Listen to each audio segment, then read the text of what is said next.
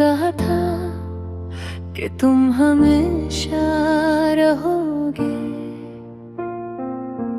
कब प्रॉमिस किया था कि ये कहानी कभी खत्म नहीं होगी। शायद कभी नहीं, फिर भी मैं ही था जो हर छोटी बात को साइन समझता रहा। हर स्माइल को कमिटमेंट, हर टेक केयर को रिस्पॉन्सिबिलिटी। तुम नॉर्मल थी, मैं एक्सपेक्टेशन में जी रहा था।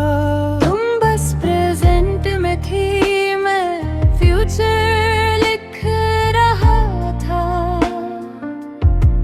तुम आज की बात करती थी, मैं सालों बाद का घर देख रहा था। और जब तुम रुक गई तो टूट मैं गया। मैंने ही सोचा था कि तुम मेरी हो।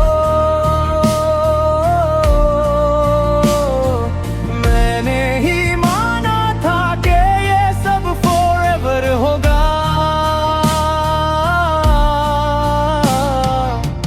तुमने तो सिर्फ साथ दिया था, सपना मैंने बना लिया। अब टूट कर भी इल्जाम मैं किसे दूं? मुझे याद है जब तुमने कहा था लेट्स नॉट कॉम्प्लिकेट थिंग्स, तब मुझे लगा तुम बस प्रैक्टिकल हो, पर शायद तुम क्लियर थी, मैं नहीं कंफ्यूज था। तूने कभी झूठ नहीं बोला, कभी फेक फ्यूचर नहीं दिखाया। बस मैं ही हर मोमेंट को परमानेंट समझता रहा। जब तुम थोड़ी दूर हुई, मैंने पैनिक किया, क्योंकि मेरे लिए वो सिर्फ डिस्टेंस नहीं था, वो मेरे बनाए हुए फ्यूचर का कोलैप्स था। कभी कभी प्यार में सामने वाला गलत नहीं होता, बस हम उनसे ज्यादा फील कर लेते हैं जितना वो कर पाते हैं। और फिर जब रियलिटी सामने आती है तो लगता है धोखा हुआ, पर धोखा नहीं था, बस इम्बैलेंस था।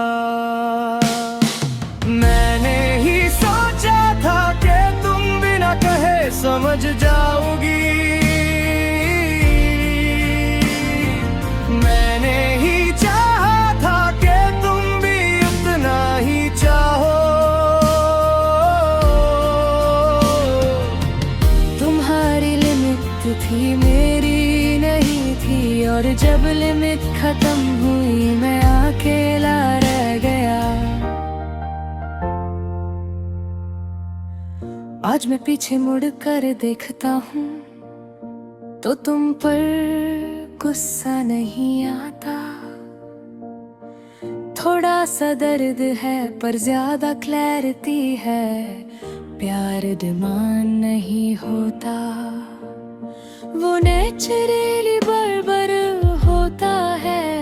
अगर किसी को कन्विंस करना पड़े कि वो रुक जाए तो शायद वो रुकना ही नहीं चाहता। मैं आज भी तुम्हें याद करता हूँ, पर अब ये याद इल्जाम के साथ नहीं आती, बस रख हल्का सा लेसन बनकर आती है। तुम गलत नहीं थी, मैं भी गलत नहीं था, बस मैं ज्यादा सपने देख रहा था। मैंने ही सोचा था कि तुम मेरी कहानी का एंड हो, पर शायद तुम सिर्फ एक चैप्टर थी, और इस पैर में किसी नए चैप्टर में है।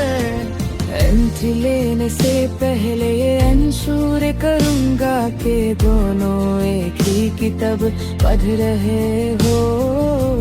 मैंने ही सोचा था और अब मैं समझ गया हूँ।